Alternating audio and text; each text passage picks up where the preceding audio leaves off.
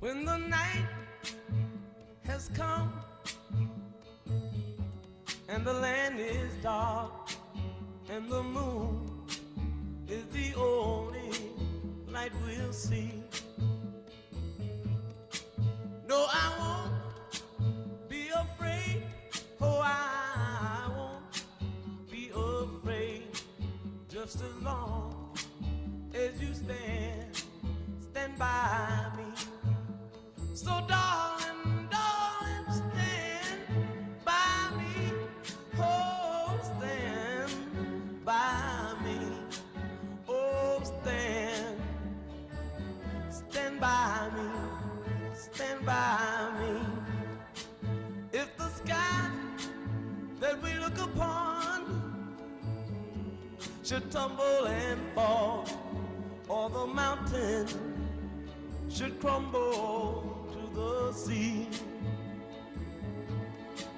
I won't cry, I won't cry, no, I won't shed a tear, just as long as you stand by me. And darling, darling, stand by me. Oh, stand by me. Oh, stand now. Stand by me. Stand by me.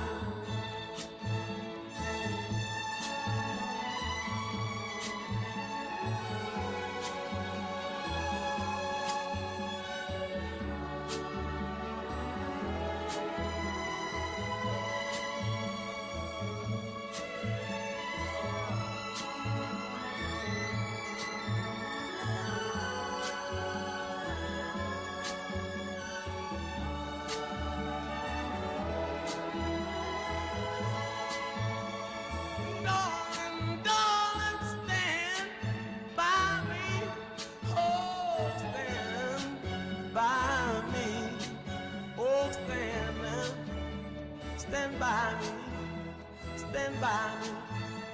Whenever you're in trouble, won't you stand by me? Oh, stand by me. Whoa. All right. That was Stand By Me by Benny King. Welcome, everyone. My name is Pele, and I'll be your tech host. Thank you for joining us today for the Attendance Works, the Institute for Educational Leadership, and campaign partners for the 2023 Attendance Awareness Campaign. Before I begin, I just want to share on how you can highly engage during today's call. Please use that chat box to greet others and introduce yourself like you are now. And then also access any hyperlinks and resources that we're going to share during the call. To ask questions, we want you to use the Q&A feature found on the black toolbar. You might need to move your cursor around onto the bottom, but you'll see that's where you can insert any questions. We might be able to catch any questions in the chat box, but again, please add your questions into the Q&A feature. We also want to encourage you to adjust your volume to your own preferred settings. If the quality of the audio becomes bad, we will catch that and then we'll resolve that as soon as we can. If you'd like to use closed captioning, click on the closed captioning function in the black toolbar found at the black on the bottom as well. After this webinar is over, we're going to send the recording link, the slides, and other resources within 72 hours. Lastly, I encourage you to tweet and share what you're learning by using the hashtag #SchoolEveryday.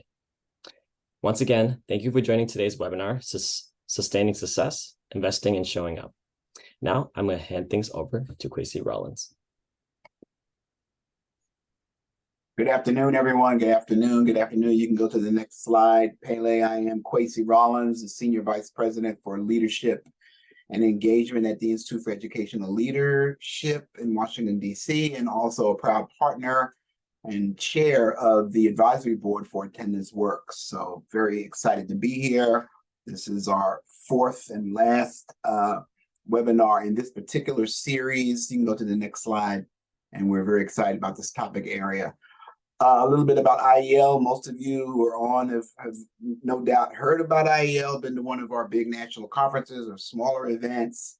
We are a national nonprofit based in Washington, D.C., home of the Coalition for Community Schools, among other things, and really do our best to build capacity and catalyze action on issues that are critically important to us, including family and community engagement, chronic absenteeism, youth with disabilities, immigrant and refugee youth leadership, et cetera, et cetera. And so our partnership with Attendance Works, next slide, really is one of the many ways that we support folks. And Hetty, since you came on camera, why don't you say something about Attendance Works? Morning. So attendance works at multiple levels. We're working on the ground, helping to nurture proven and promising practice. We're working at the state level as well as at the local level, and sometimes at the national level to advance policy, catalyzing needing research, and as you can see from this campaign, really trying to promote effective and meaningful communication. Thank you. So appreciate being here with you all. Yes, and Attendance Works has really been the national thought leader around this whole issue of chronic absenteeism. So if you want to know anything about this issue or how to respond, you are in the right place, listening to the right folks. You can go to the next slide, Pele. So here's our agenda today. As always, it seems almost silly to say we've got a great agenda for you, because we always have a great agenda for you. We've got great speakers, we've got different perspectives, we've got school nurses, we've got principals, we've got family engagement leaders for school districts, we've got state folks who are working on this issue. We've got it all. And so you're in for, I hate to call it a treat because it's a tough issue, but it's good to have some perspectives from experts at every level as we try to tackle this. And so this is what you'll hear today in the agenda. You can go to the next slide. I want to thank, as always, our convening partners. This is the final in the series for Attendance Awareness Campaign of this year. And you can see that these are some of the convening partners: the Campaign for Grade Level Reading, Everyone Graduates, Future Ed, Healthy Schools Campaign, Mentor, National League of Cities, United Way. And you can see a fuller list of supporters and campaign partners on the Attendance Works website. You can go to the next slide, Pele. And this year's theme is showing up together. Sweet, simple, short. We still got to do better. We've got to keep showing up together. You'll hear about some of the challenges and why we aren't all showing up together. And you'll also hear some wonderful bright spots about the ways in which folks are being supported and showing up together. And that means all of us, not just kids, families, educators, practitioners, etc. We all have to continue to show up together. Next slide, Pele. And as I mentioned, this is the fourth in the series. You can find all of the recordings for the previous 3 webinars on the Attendance Works website. We'll share that again in the chat. And to answer one of the most popular questions in advance, yes, you will get access to this recording after this webinar is over. And someone will still ask that question in the chat, but we will, this is today's bright spots, sustained engagement, and attendance. Next slide. I think that might be it for me. One more. And so these are key messages, and key messages become important because we don't want to forget that it's easy in education, especially in the national dialogue, for us to kind of get sidetracked by other issues as they come and go and emerge. But after it's all said and done, we still have to build strong, trusting relationships. We still have to create a sense of belonging for everyone. We know that students are more likely to attend school if they feel safe, connected, and supported. We need positive problem-solving approaches, not punitive, negative, blame the victim kind of approaches. And it takes all of us. That's why we say showing up together. When the whole community collaborates with families and schools, we have a better chance of overcoming the barriers. And so these are selected key messages, but they are, pearls of wisdom as well. After it's all said and done, we still have to do all of the things in these key messages. And with that, I think I turn it over to Hetty. Thank you so much. So we just want to take a brief pause to ask if you might consider donating to Attendance Works. We know that this work is going to take sustained attention over time. And with your support, we can continue to advocate for that attention, and looking at how we can make sure all of you have as many resources for free as possible on our website through this webinar, so that you can tackle this work on the ground and you don't have to reinvent the wheel, but you can build on the growing knowledge that we have from across the country. So if you appreciate our resources and support, please consider donating to us so we can make these resources free for as many people as possible. And with that, let's go to the next slide. I would like to really make sure that we are understanding the urgent nature of the issue and the crisis that we are facing today.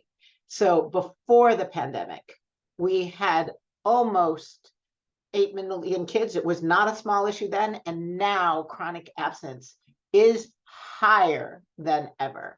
We have but we know it's close to 30%, so more than 1 out of 4 kids, given the national data that's now out there about what happened in 21 and 22.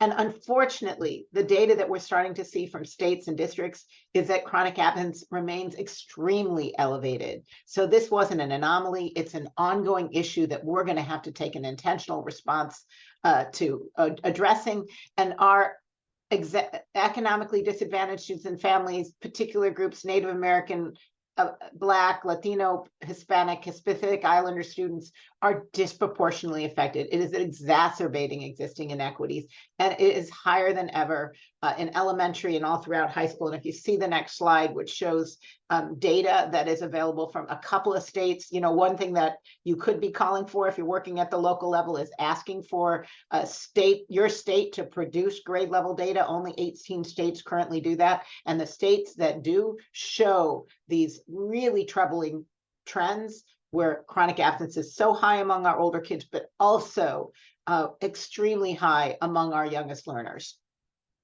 Next slide. We are really talking about a shift in mindset. We have 150 years of truancy policy and practice, which only looks at unexcused absences, tend to think about individual compliance with school rules and this is part of compulsory ed, and tends to take legal, more blaming, punitive solutions. And what we're trying to shift the work is saying, you know, all absences matter. Whether they're excused, unexcused, or suspensions, that means kids are missing out on opportunities not only to learn, but also to engage with other students, to get access to needed resources and supports, and to create that routine of attendance that is so essential for doing well in school and success outside of school. This is about recognizing when kids face chronic absence, and it is often an indication of trauma. So what you need to do is not say what's wrong with you, but what happened and how can I help you, and engage and partner with students and families so we can understand those issues and turn them around. Next slide, please. Making sure we pay a lot of attention to how absences are coded, and that's part of the truancy system, is really important, because when kids have their absences labeled unexcused, it actually affects, way before we even get to the courts, how kids are treated. It can result in kids being denied homework, not being allowed to take up makeup exams, not being able to get credit for a class, even removed from extracurricular activities, and getting maybe not very kindly worded notices of truancy, which the challenges can further alienate kids and families, especially if families have actually missed school for reasons that are beyond their control, but maybe they didn't have documentation, maybe the school didn't accept their the reason they gave. You know, you can imagine 2 kids are missing 5 days each. They're both sick. One has health care and comes in with a note. One was sick but has no health care and doesn't come in with a note, and their absences are treated unexcused. And it's that kind of situation that makes the way we've worked on truancy as a country exacerbate inequities. And what we know, again, is so important, if you go to the next slide, is making sure that we can partner with kids and families to understand their underlying challenges and then tailor our solutions to those challenges. Are they barriers? Many of which have been incredibly exacerbated during the pandemic, of chronic and acute illness, poor transportation, which is still recovering, inequitable access to services. Is it about aversion? And we know anxiety is at an all-time high, where kids then feel that they're being actually pushed out of school. Or is it disengagement?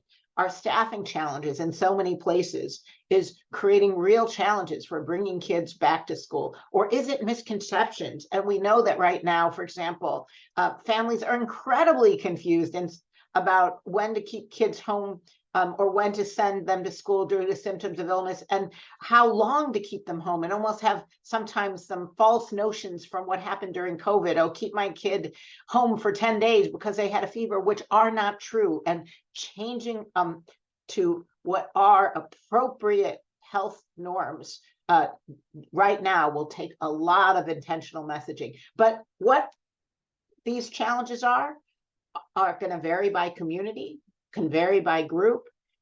So finding out from kids and families what's going on and from your staff is going to be key to developing effective solutions. So next slide, please.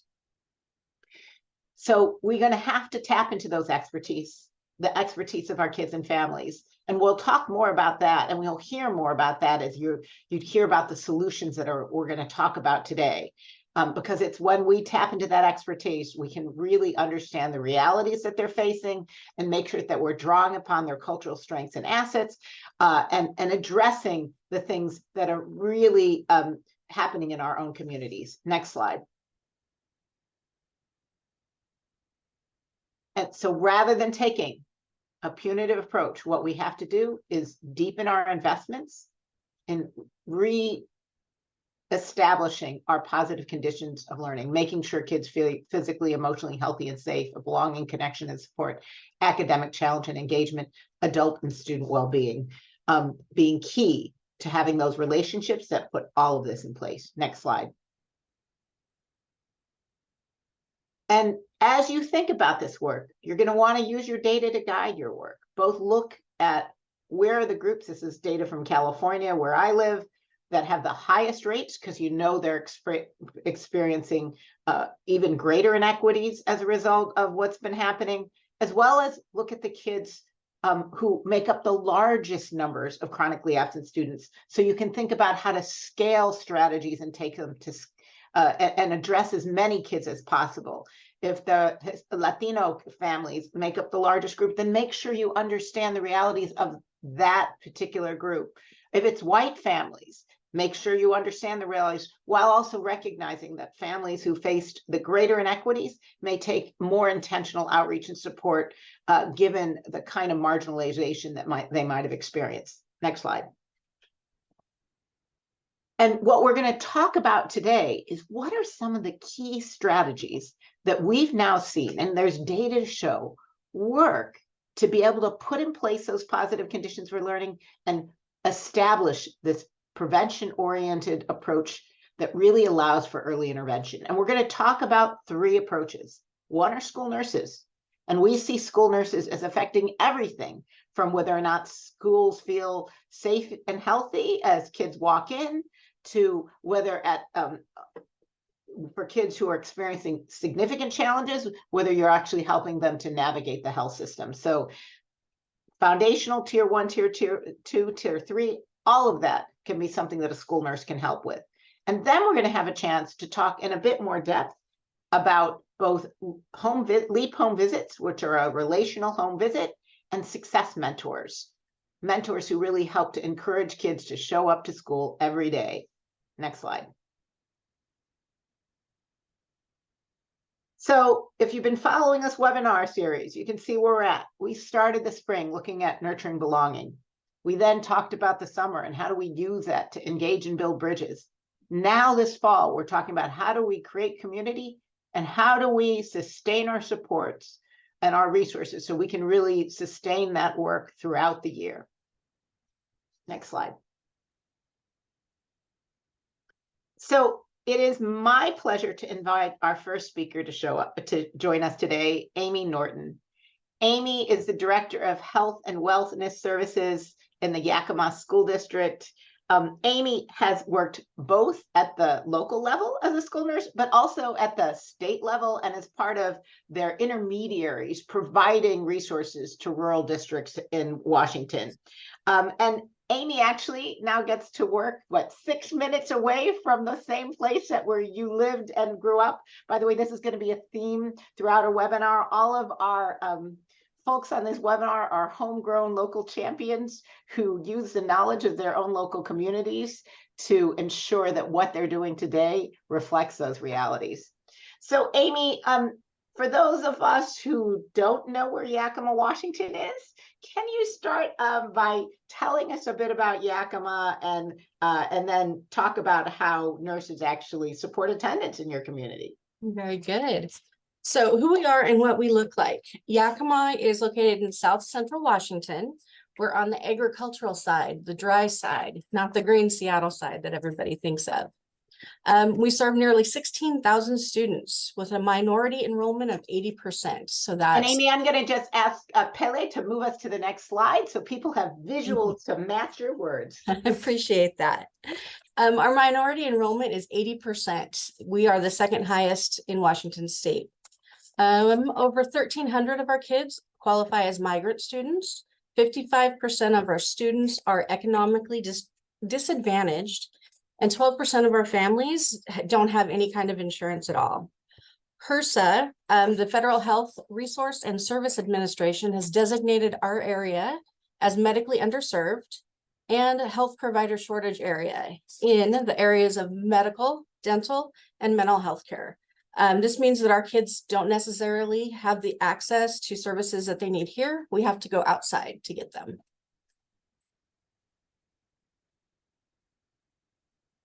So tell us, Amy, that's a pretty challenging, especially think about the medically underserved areas. In that context, what exactly is it that school nurses do and how can they be supporting attendance? Good question. School nurses across the country. Let's go to the next slide. Thank you.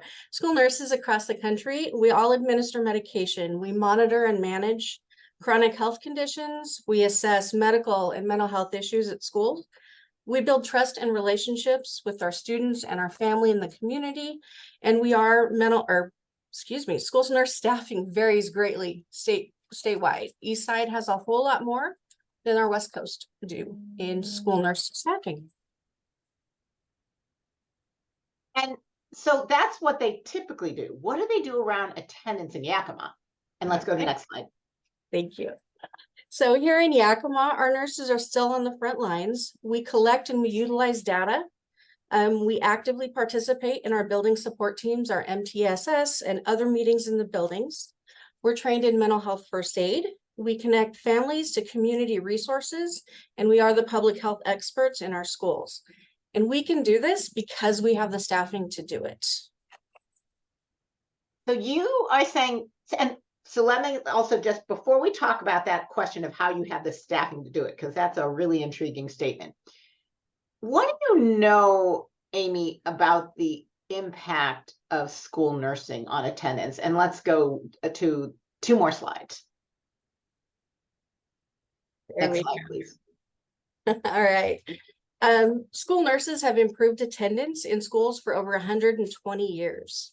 In 1902, Lena Rogers was the first school nurse in New York, and absences dropped by over 90% in the first 6 months she was on the job. In existing research conducted at the individual school or at the school district levels, healthcare delivered by school nurses has been associated with improved health status in children with chronic medical conditions. They have fewer missed school days and superior academic outcomes. This idea of school nurses impacting attendance has a lot of literature behind it. The National Association of School Nurses, the Journal of Pediatric Nursing, Healthy People 2030, American Academy of Pediatrics, and ESSA, the Every Student Succeeds Act, also identify school nurses as a way to improve attendance in your schools. So now I want to go back to that statement. And you said, well, we have the staffing to do this.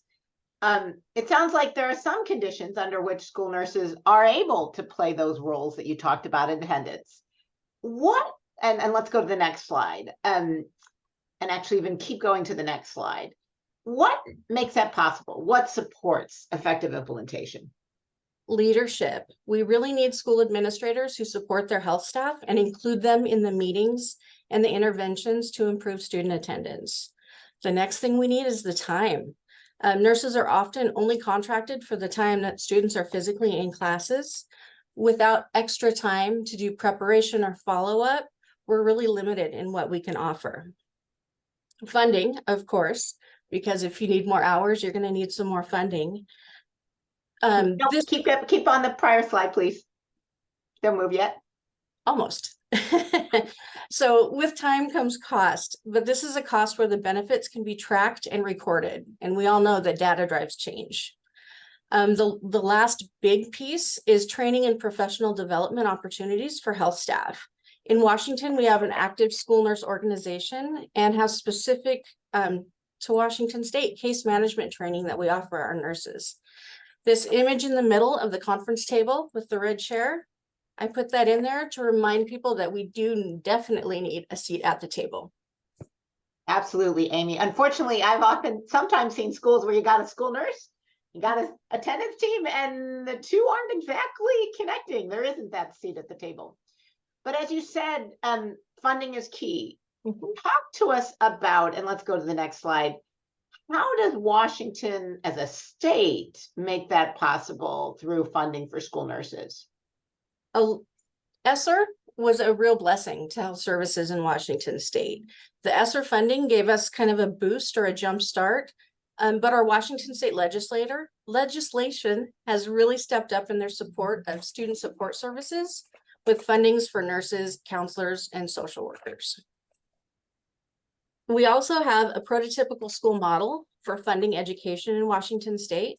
This model identifies the amount of support staff, FTE, for elementary, middle, and high school students based on their student enrollment numbers. So over the past few years, it's been gradually increasing. It now supports 0.7 FTE for every 600 high school students. Our high school has 2,600 students, so that helps fund 3 nurses per our high school buildings. We also have a School Nurse Corps, which is also a program that's Washington specific. This adds extra support for our small and our rural districts who may not have the funding or the training available for nurses to come and cover their little schools in their little areas. School Nurse Corps has the state divided into 9 sections where they offer funding, consultation, and nurse development and training for those small schools.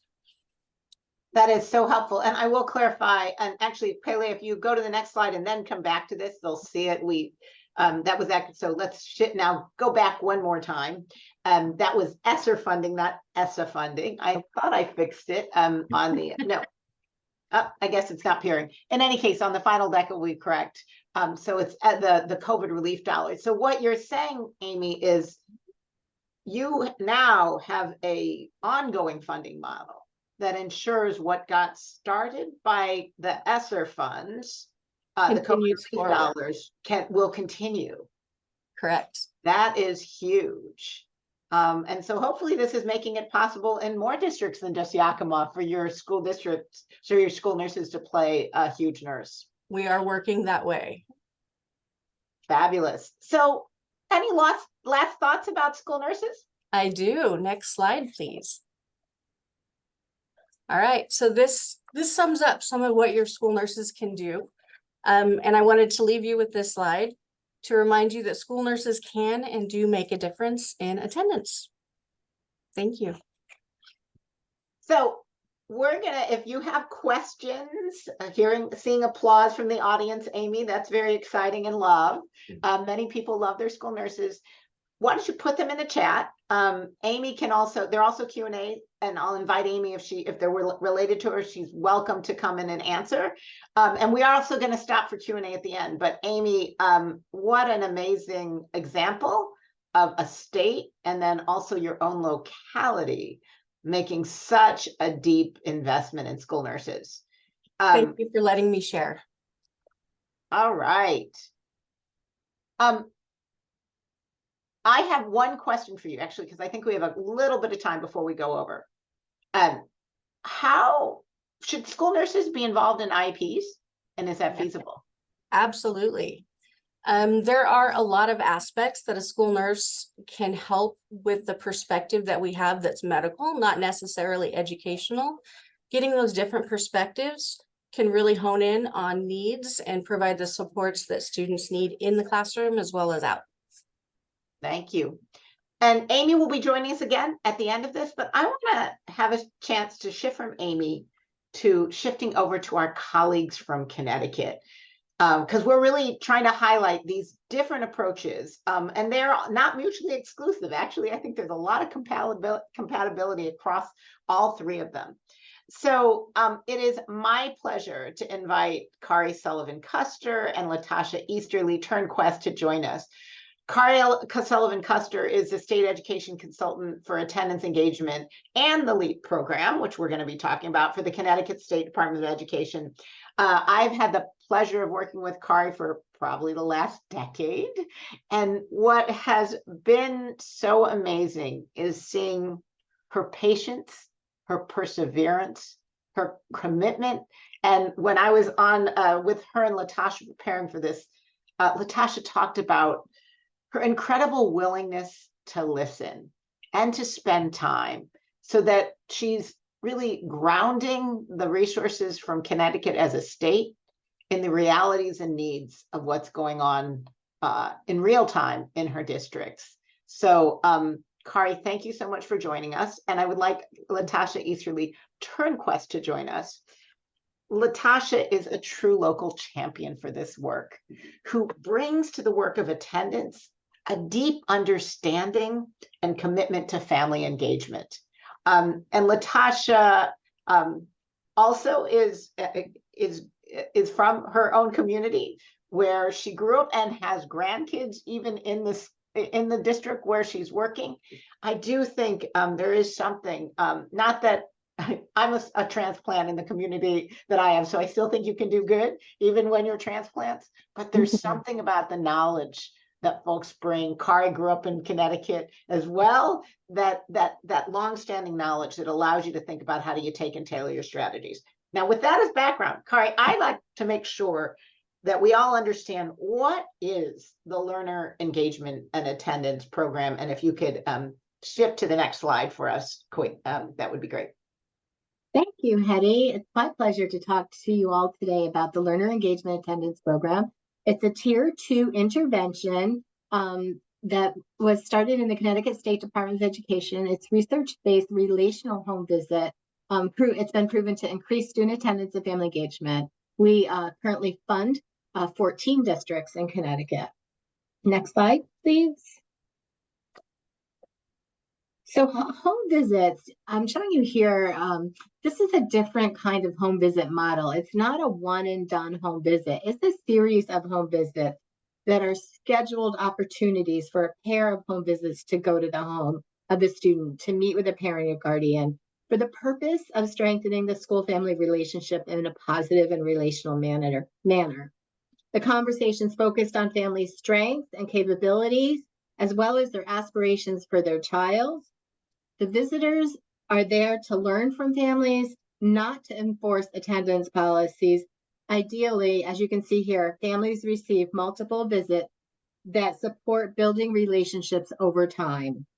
So, I just wanted to kind of give you an introduction, and Hetty, I think and we're going to turn to Latasha, but I realize I want to ask you one more question about the home visitor. Who can be a home visitor, Kari? So actually, I just left a training there. Our Francisco is doing a training this afternoon, and we had 200 people registered. And the evaluation shows that just about anyone who wants to do home visits can be trained to do home visits. It takes a certain type of mindset to build the relationships with families. So our research, and I'll get into this later, showed that it can be community partners, it can be certified, non-certified staff, it can be our coaches and other staff in the building or in the community can do the home visit. So helpful. So Latasha, your district, Manchester, is one of those 14 districts, right? Correct. So tell us a little bit about Manchester, because it always helps us to understand the community context. And Yeah. then tell us a bit about how this played out in your community. How did you guys take in LEAP as part of your work? And then how did you connect it to other supports and services on family engagement or attendance in your district? Sure. Thank you. Thank you. And let's go to the next slide. Yeah. Yes. So Manchester Public Schools, we have 6,019 students. We have student engagement specialists. That's what we call our LEAP home visitors in every elementary school. I came from the family engagement world. And when the CARI and the State Department of Ed in Connecticut came to my superintendent, I wasn't in attendance and chronic absenteeism the way I am now. So I got trained in LEAP. I hired, using an equity lens, my staff, and they were trained through LEAP. And through that process, we understand the importance of collecting data, and we have a more comprehensive approach to attendance due to the LEAP trainings. My district has a great, strong system in place to address chronic absenteeism, and we were able to go down 10% from 21-22 to 22-23. And we're so excited that the schools that my staff, the student engagement specialists or my LEAP home visitors are in, we were at 19.4%, which is less than our district average. Another thing is that we prioritize chronic absenteeism. In that photo, that is my superintendent leading the work of the attendance teams. And that's where we have attendance summits. We bring every attendance team in the district together with their data off-site, so there's no interruptions, disturbances, and they're able to comb through their data, ask questions. And it's kind of like if you saw the movie Drumline, one band, one sound, everyone's getting the same message at the exact same time. And again, my superintendent is leading that work. Another thing that we do is our attendance team looks at the data through an equity lens. Quick example, we noticed in one elementary school that there were certain students that were always not coming to school on like a Tuesday or a Monday, something like that. And when that attendance team took a deeper dive, those students are on would ordinarily take bus number, I think it was like 22, and they're from a certain apartment complex in town. Instead of saying, well, they need to get to the bus stop quicker. No, it's like, okay, what's going on over there? Working with our transportation coordinator, we found out that the bus was actually coming earlier than expected. So got with the bus company, let's figure this out. These kids, and to backtrack a little bit, once they miss the bus, there's no transportation.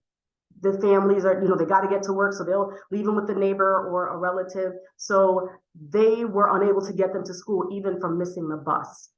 So when I say looking at the data through an equity lens, it's we look at it, and I think you said it earlier, Hetty, what's going on? Not what's wrong with the family, what's wrong, oh, that's just Squire. No, there's something more to this, so let's find out. Next slide, please. So we also have a calibrated process by which we go by. So if you think about a tiered system, if a child is less than 7% absent, the office secretary kind of watches it. 8 to 9%, they're kind of at risk of being chronically absent. So that's the office para, the student engagement specialists, LEAP home visitors, and the attendance team, right?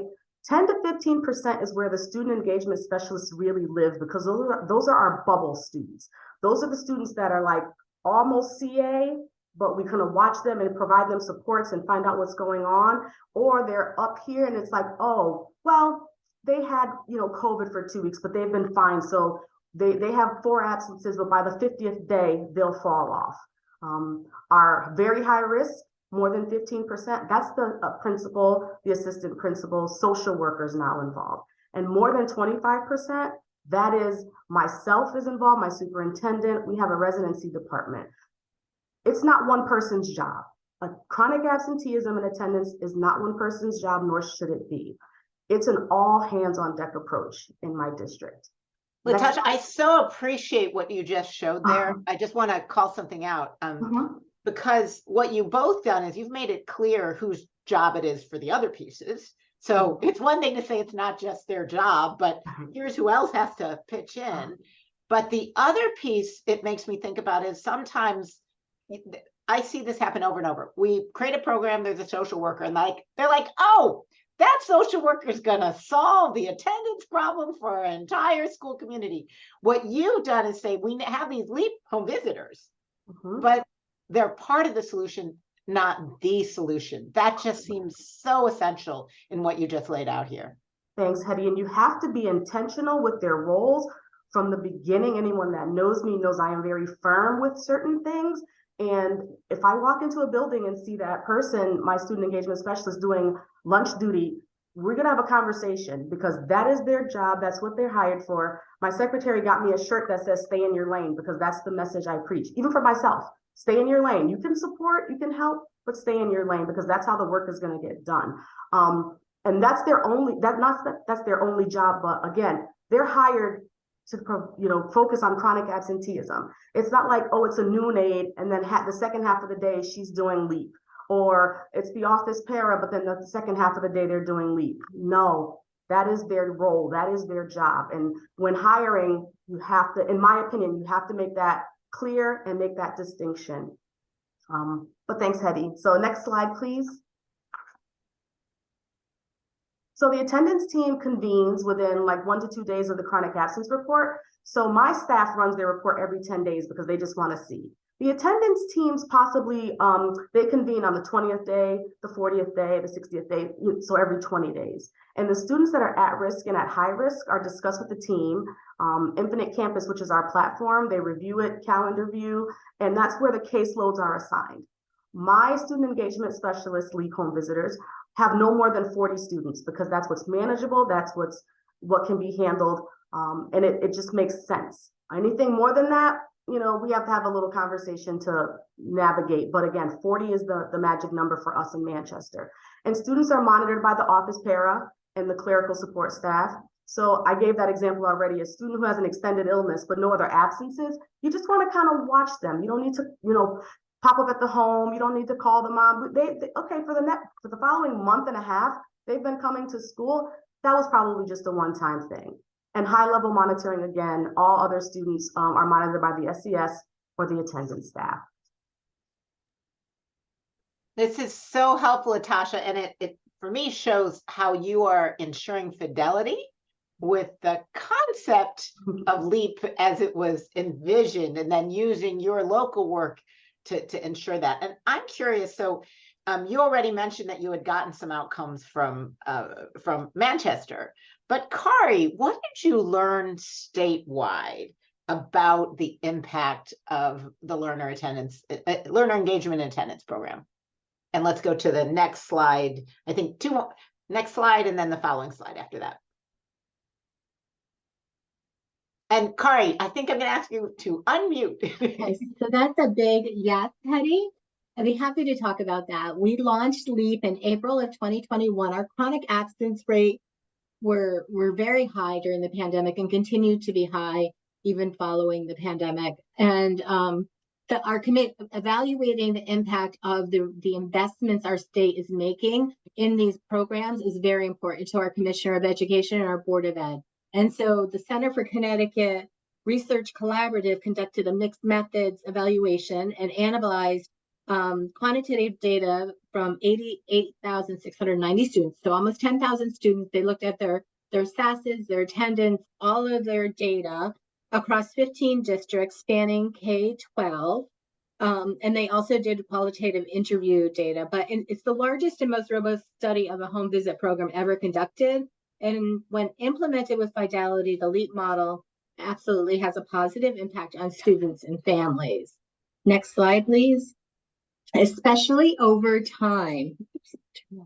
So for most students examined in this students, attendance rates increased by 4 percentage points in the month immediately following the first LEAP visit.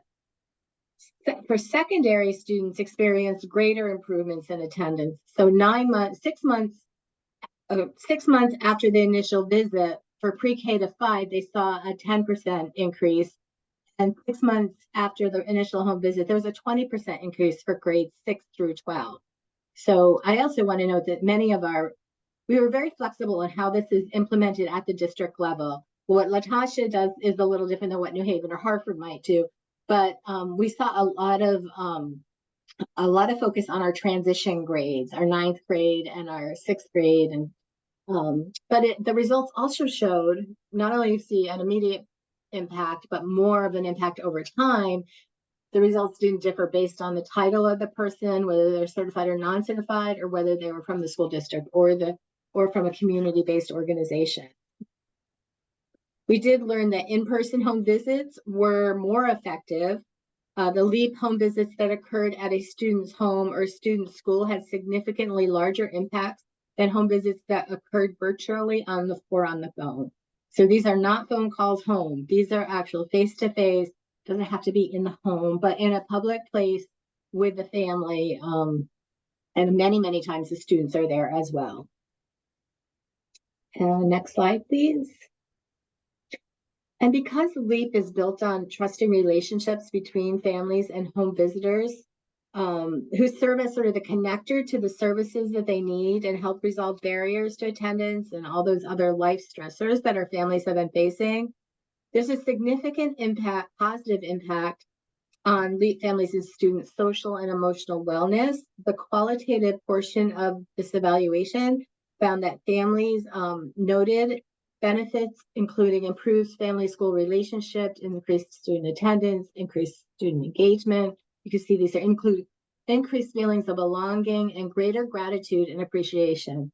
We set off with LEAP to improve attendance, but what we're really seeing is creating more of a stronger community in the school and benefits that help to develop that relationship, a stronger relationship with school. Wow, really wonderful impact. And I think, Kari, we don't have a whole lot of research on things that worked post-pandemic.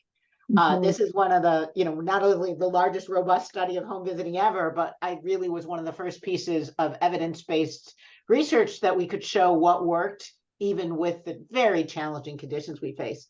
So let's go to the next slide. And I want to still go back into this, first from Kari, and then I'm going to ask Latasha to add in her local perspective. But I also know that it's not easy to implement a program effectively. And often when we go to scale, we kind of water things down and they don't quite work as we intended them to. But you went to 15 districts and implemented across a state. What did you learn from that experience about what supports effective implementation? So next slide, please. What we have here are cornerstones to the LEAP approach and some operational components that are really important, like the multiple visits, that it's being clear that it's tier 2, and the visits are data informed. We have what we call the Connecticut Home Visit Hub, so everyone is trained. Everyone receives the virtual LEAP 101, we love to call it, and they can attend several times, and they do role playing. The home visitors are from the school or the community, but the systems and structures are so important. Districts that are successful in implementing LEAP have dedicated district and school LEAP coordinators. It may not be their only job, but there's somebody who's responsible for making sure LEAP is staying on track and that it's data informed and that we're seeing outcomes for kids. It's an opportunity to hear family and student voices. We collect home visit logs. After every visit, a log is completed, and that is so informative to the districts and to the state to know what really is happening with our families so that we can build systems and structures to scale to support families, especially like in one district, there was a lot of transportation issues. So they really needed to focus on why are families talking about transportation. So your log, Kari, isn't just, did you do the home visit? The log is, what do you learn? Say a little bit more about what's in that log. So it's so the log is, who did you meet with and who was there, and what were some of the reasons why families are having trouble coming to school. There's selections, but where does the family need support? What areas of support and what follow-up are you going to do?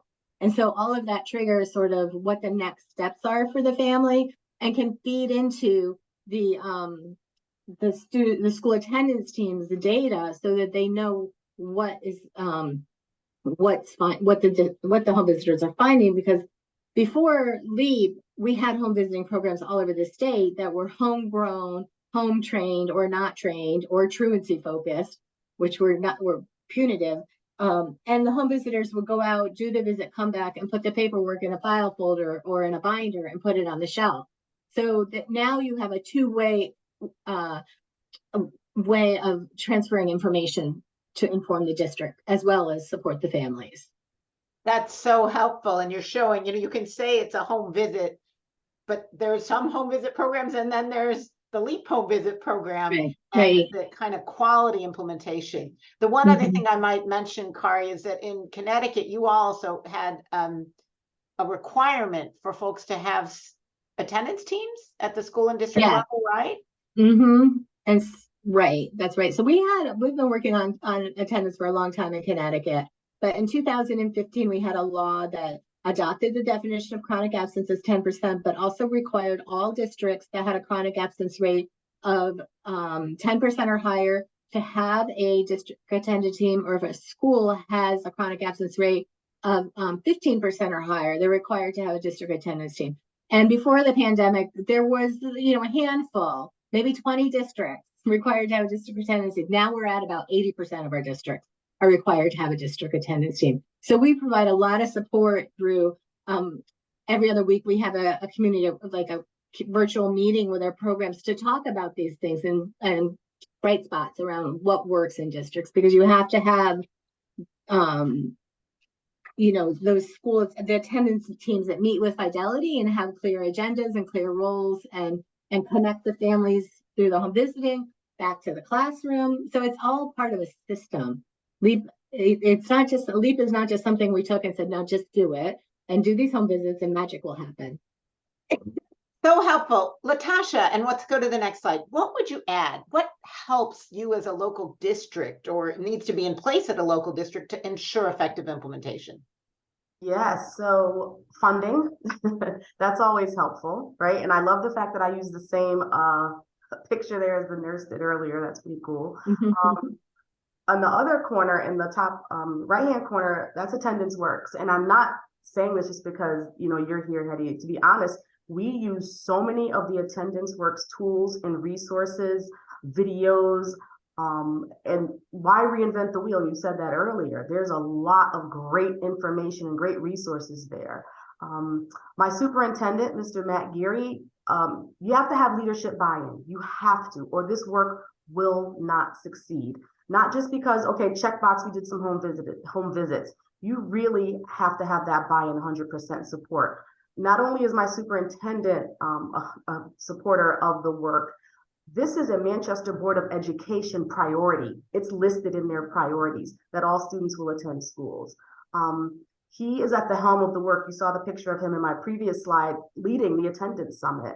And he gives our Manchester Board of Education monthly updates on attendance. It's in his notes, it's in the minutes. You can go to mpspride.org and look it up yourself if you don't believe me. Also, hiring and properly onboarding and training the right staff. My district, I have a note somewhere, but we are at about 56% students of color. Therefore, my staff look like the schools that they're in, okay? Some of them are local people, just like myself. They graduated from Manchester High. They went to, Waddell Elementary School, but properly onboarding and training of the staff is key. So those LEAP home visit trainings are essential to getting them started. What does visit 1 look like? What does visit 2 look like? And then getting those LEAP logs in. And I don't know if you even know this, Kari, but I make my staff, they have 24 hours to get their LEAP data in. Yeah. They have 24 hours, no excuses. Block it off in your schedule. And then one of the other things is creative and low cost, no cost incentives. We've done things like extra recess for a class that met their attendance goal. Teachers love it, kids love it. We have raffles. We have utilizing our community partners. Every school is paired with a church partner. They love to provide incentives to help get our kids back in school. Sweet treats, you buy a little pack of donut holes from Stop and Shop for like $5. Kids think it's like the bee's knees. I know I'm dating myself with that bee's knees thing, but whatever. And a 10 dance. It is the coolest thing. And maybe next time if I'm invited back, I'll share a video of what that looks like. But one grade level in a school earned an a 10 dance because they had the greatest, most improved attendance. We don't do perfect attendance, because there's no such thing, in my opinion, as being perfect, but you can have most improved, you can have awesome attendance. So those are some of the ways I believe that can support effective implementation of LEAP.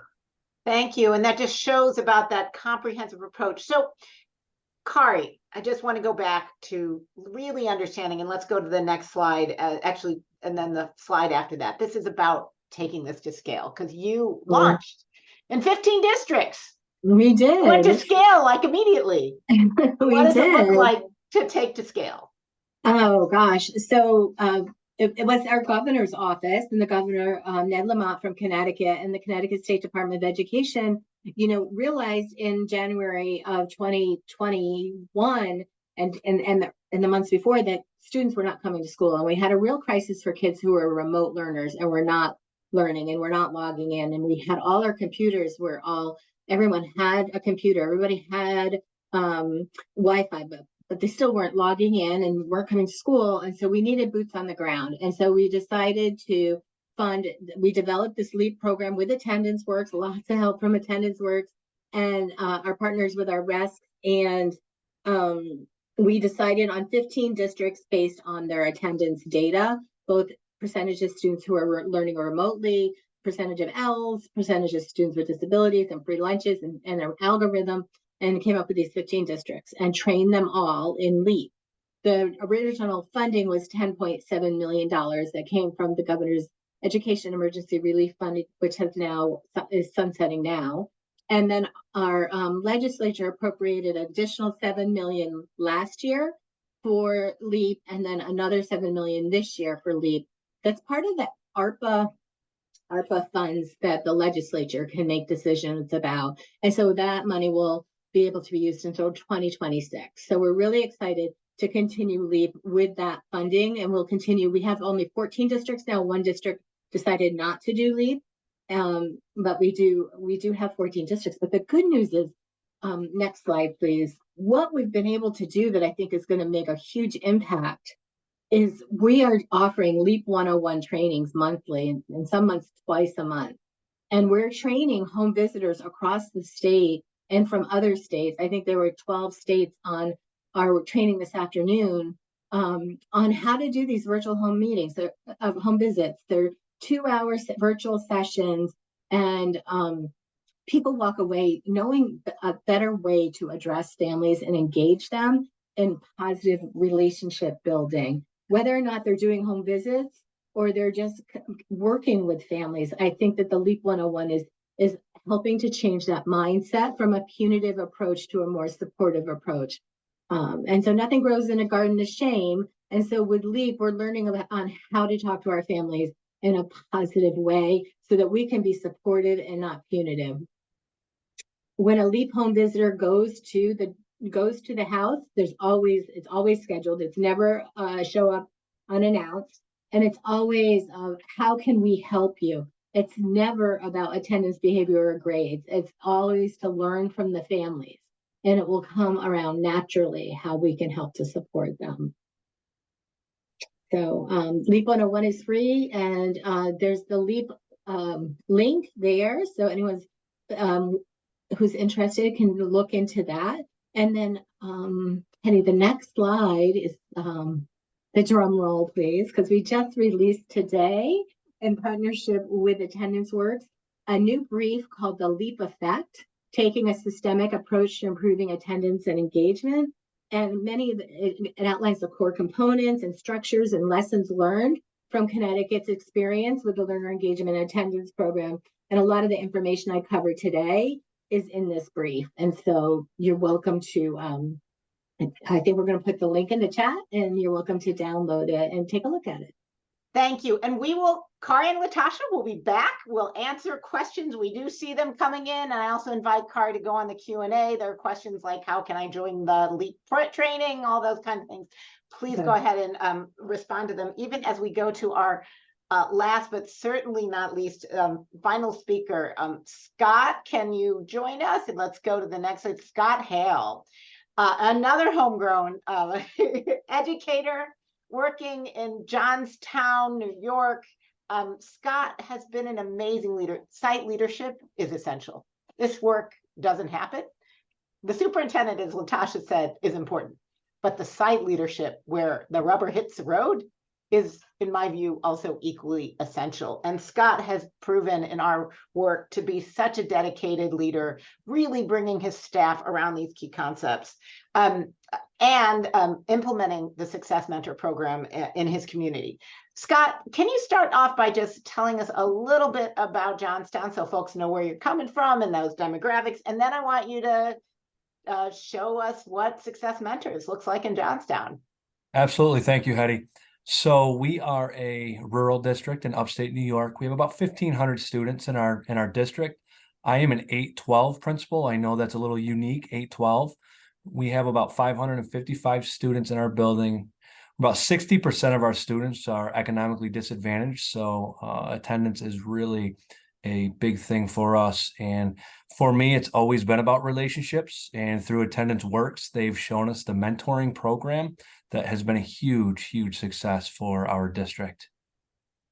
So let's see. I think the next slide is actually a video that you all created of your efforts. Let's see what your mentoring program is.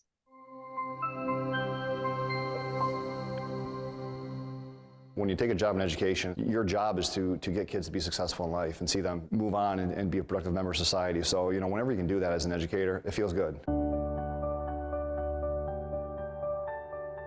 The Success Mentor program is a way for students and staff and or adults in the building to build relationships and have a good rapport with one another. It is more or less to make sure kids feel comfortable here at school. Hi, how are you today? Good? Can I get a hug this morning?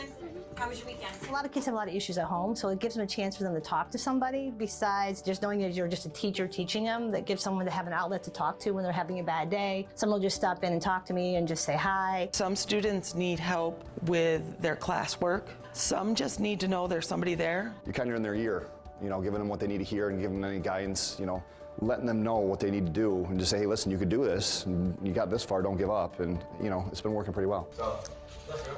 I think we're going to go 3-5 and I want to feel again. Yeah. When Miss Casey first brought it up, I was worried about it because I didn't know like how to take it. But like after a couple of days of doing it, I felt good because I was getting my grades up. I mean, I went from a 59 to a 74 in math, and then from a 74 to an 81.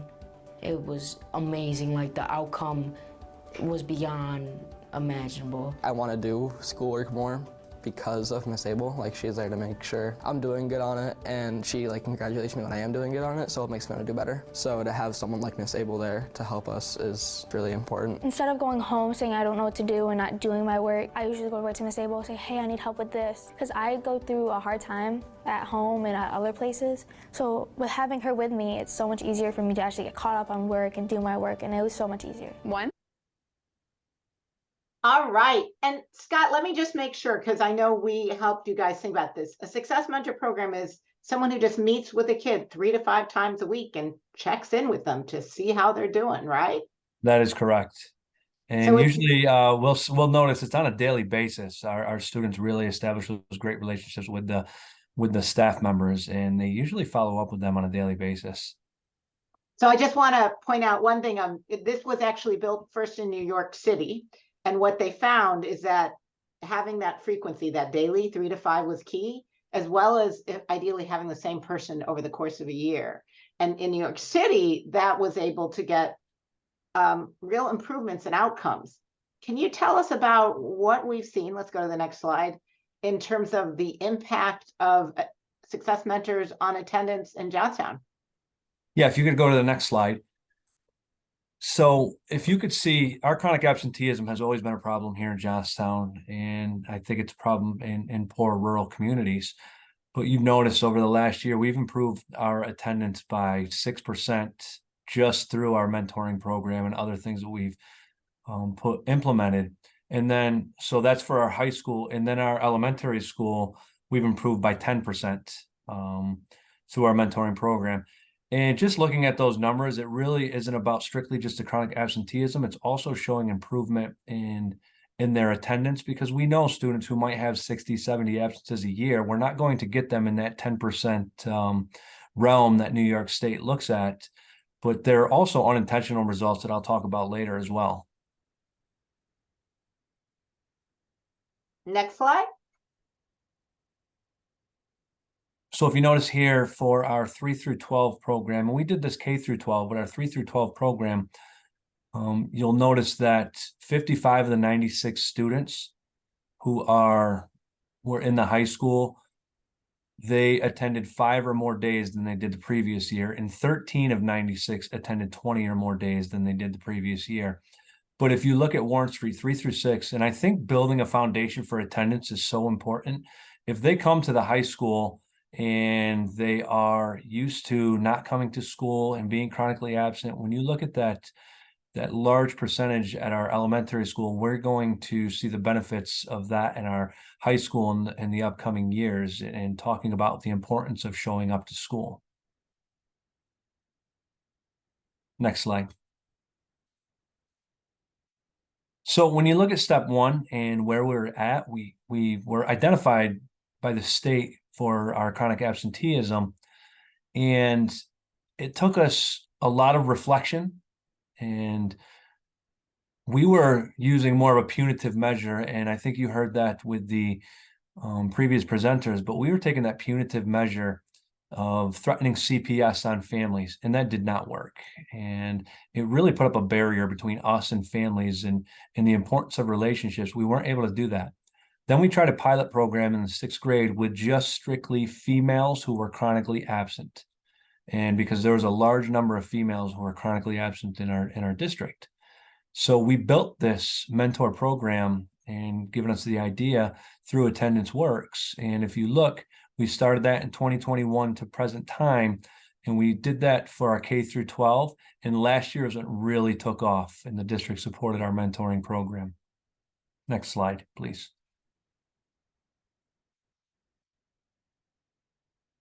God, can you tell us just before we go, who were the mentors? Their teachers or anyone in your school staff? Anyone in school staff. And I know we listened to Amy, who is a nurse and an advocate for our nurses. Our nurses are mentors. You noticed in the video, we had an administrative assistant who was a mentor.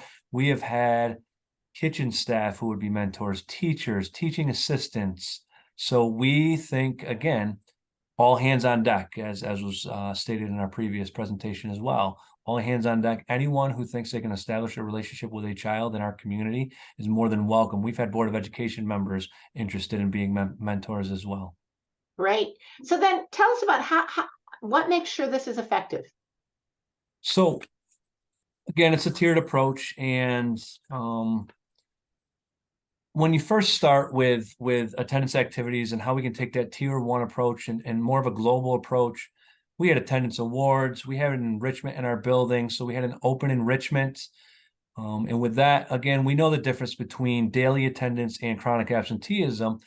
For the building, if we had 93% of our building was in attendance on that day, that would count toward when we could have open enrichment. And in open enrichment, we would do things like karaoke for the kids, or food tasting, or board games. So there were things that we did as a tier 1 approach. Competitions, 5 or fewer is really where we, that's really our message to the community and to our families, 5 or fewer absences.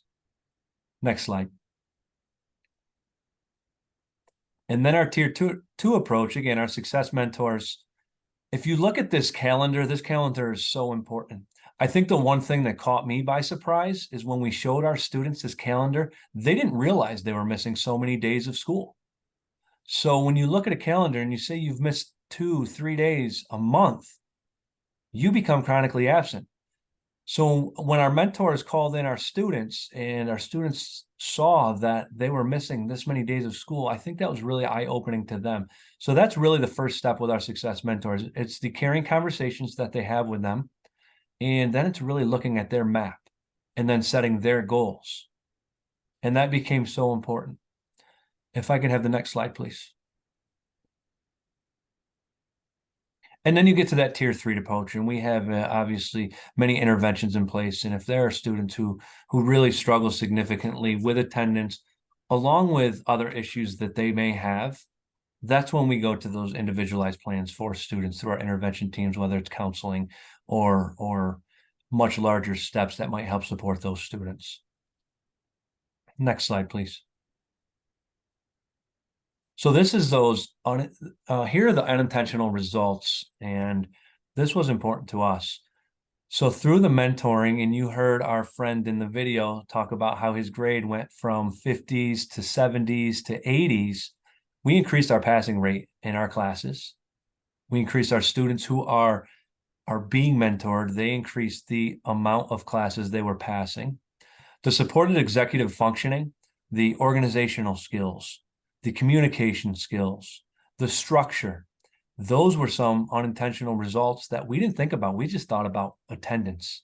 And then family partnerships. I talked about being punitive and having a punitive approach in those letters that were supported by the district attorney's office and Child Protective Services. Now we have relationships with families who weren't fearful of us calling them in that pit they got in their stomach because they knew the school was calling about their child being absent. It was more, how can we help you? How can we support you? And that approach has been so positive for us as a district.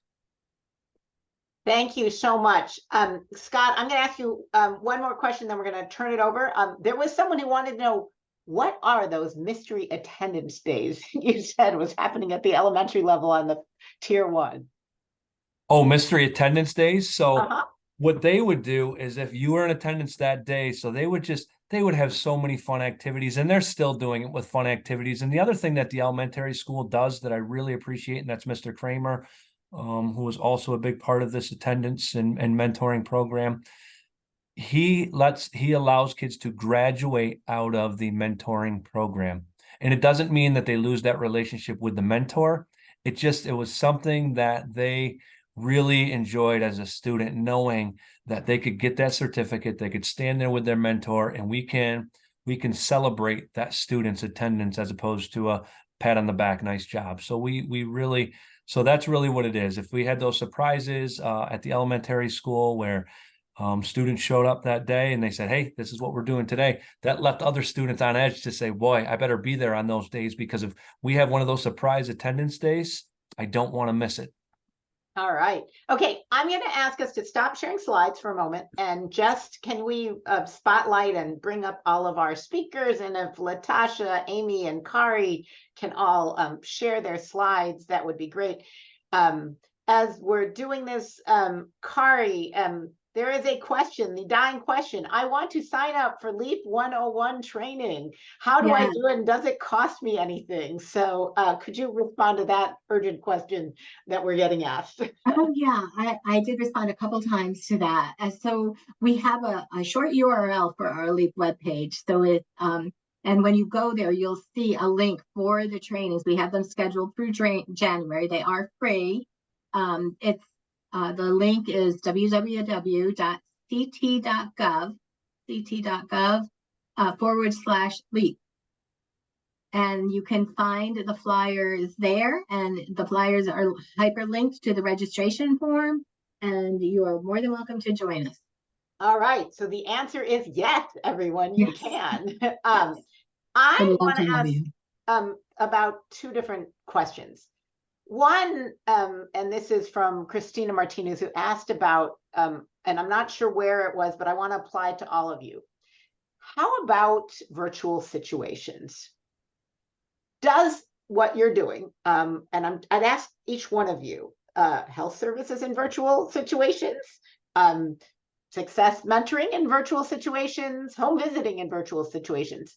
What do we know about the application of this concept? Because there are also lots of kids who actually are still in virtual learning kinds of situations, or maybe there's times where they can't get to someplace physically, even if they are in person.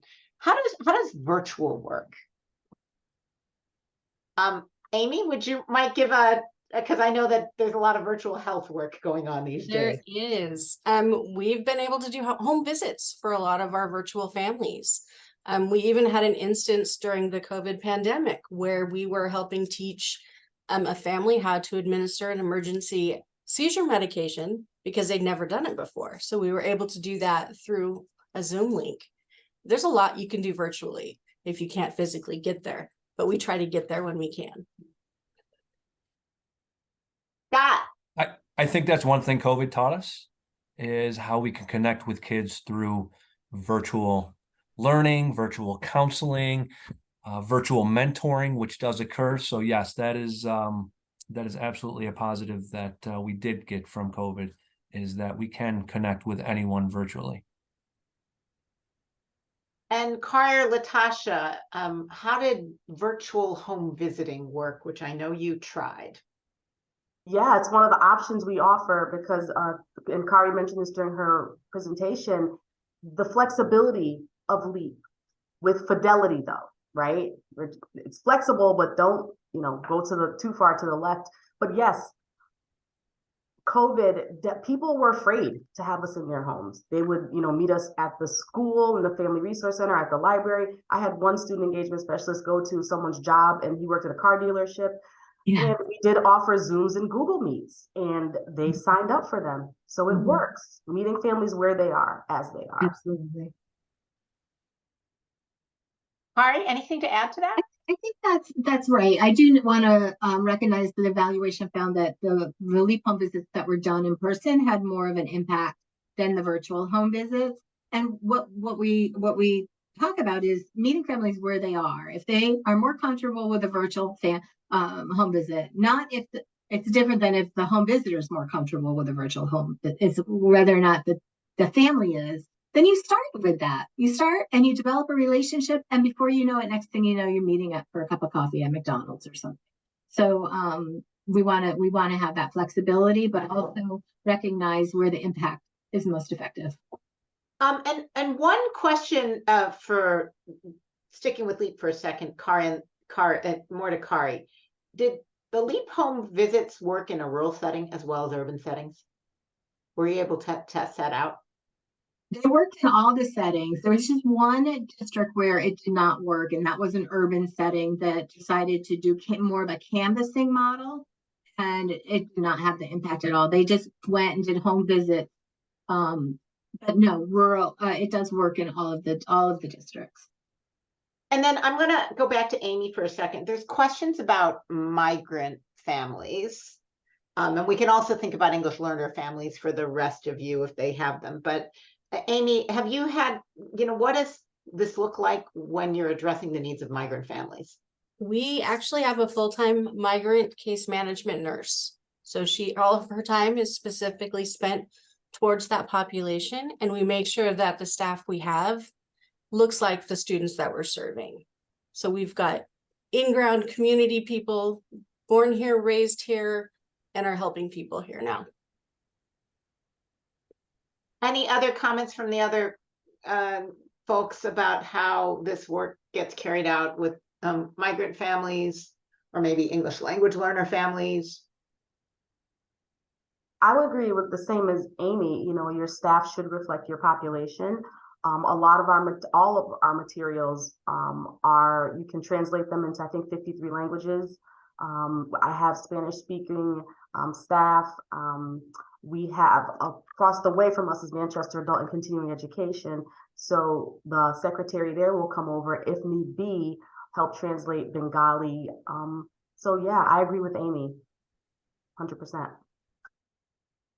And there's also a question in the Q&A about homeless families. Are there ways that one has to, and I'm going to also just comment, folks, that what we've seen is that tier 2 can help, but you might need something beyond tier 2 for homeless families because they're dealing with some pretty significant issues. But are there particular ways that you either need to bring in expertise or loop in the homeless folks working with homeless families? How do you think about your work connected to families who's struggling with homelessness?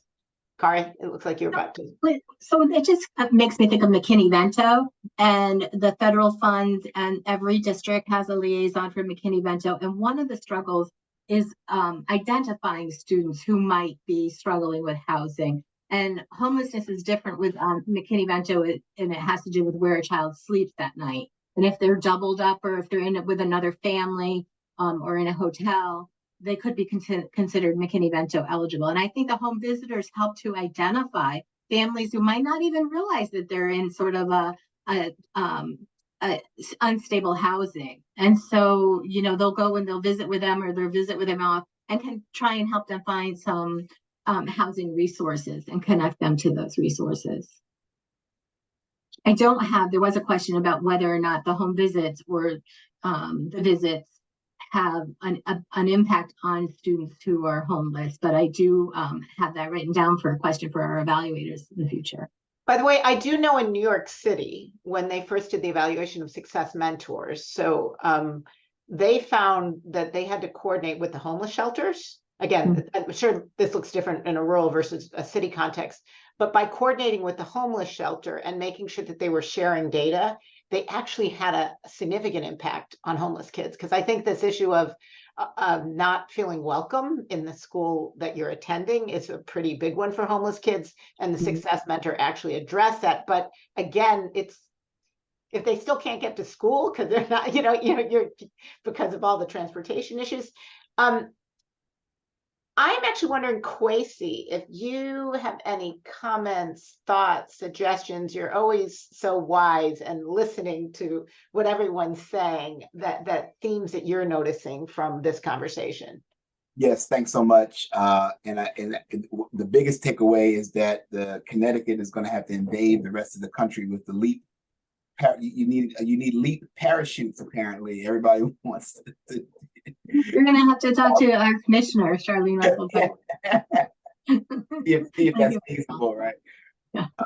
But no, I think I think it was you, Kari, that said, and let me just look at the exact word. Nothing grows in a garden of shame, which was just a huge takeaway. And I think that's the kind of spirit that we all need to have, really, in all aspects of education and relationship building and et cetera. Shame doesn't work in any setting for the most part, especially if you're on the other end of the shame, right?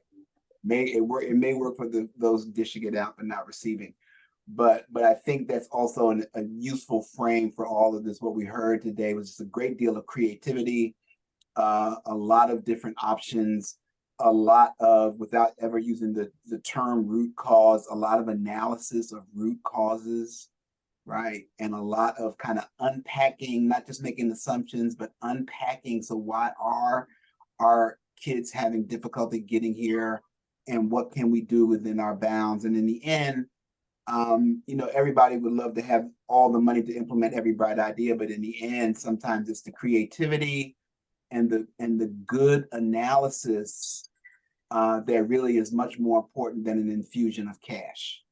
Kwesi, I think that's so true, but I want to wonder, because I know we still have a little bit, but that nothing grows in a garden of shame. Do any of you, what have you found?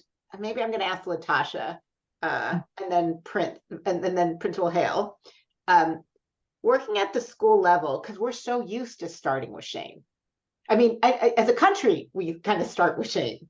We actually almost have to unlearn the taking the shame approach. What works to shift that mentality? So for me, like I said earlier, I started in the family engagement world, and I've trained with Kwesi in California, and I attend the family engagement conferences. I've presented. Humongous fan of Dr. Karen Mapp, Michelle Brooks. So coming from the family engagement world, that's just something not that you automatically know, but that you learn and that you understand. And when you're interacting with students and families at that level, boots on the ground, it's relationship. right? So when my superintendent married chronic absenteeism with family engagement, oh, it was a no-brainer for me.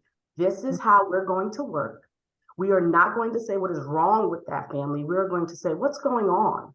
Let's dig a little deeper. Let's connect more. So it's all about, in the beginning, relationships. Their first few interactions, we're not even talking about LEAP yet, because we want to build that relationship. And I hate to say this, but we've been very creative in the ways that we've introduced LEAP, because then it's like, well, I've noticed that, little Quasey's been absent a lot. Is everything okay? And this is, again, when you're first meeting a family. Now, if I've had Quasey for 2 years, he started in kindergarten, now it's 3rd grade, now it's more like, hey, mom, come on now, what's going on? You need me? What's happening? Those kind of conversations. We can lean on those relationships then. But marrying family engagement with chronic absenteeism, for me, it was just a no-brainer. This is the way we do business. It's relationships first, and we're not shaming anyone. Thank you. And Scott, I'm actually, hopefully you don't mind, you talked about how you all started at a punitive approach and you shifted. What got you to shift? And that's it. And I think relationships, as Latasha said, and empathy. It's just straight empathy. It's having an understanding, being able to walk in their shoes, knowing what it's like for families to live paycheck to paycheck, or the struggle that they might have, or students not knowing where they're going to get their next meal from, or if mom or dad are coming home. Or so to take that approach or that measure that's so punitive, we actually, for us, and I've been in administration for over 10 years in the same district, in this building, and I was opposed to having an SRO in the building. We added one for the relationships piece. Why?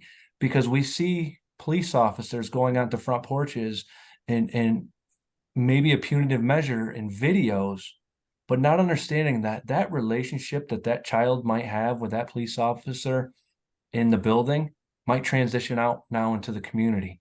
So for me, empathy and relationships are it. Like, that's it right there. So and Scott, in that example, you're saying because they know each other in the school context. Yes. If there's something that happens in the community and they already know that police officer, then the police officer can do a better job of helping that child in the community. Is that, I just want to unpack Absolutely. what you're saying. Absolutely. And they do. And those relationships now that we're able to establish within the building transition out into the community.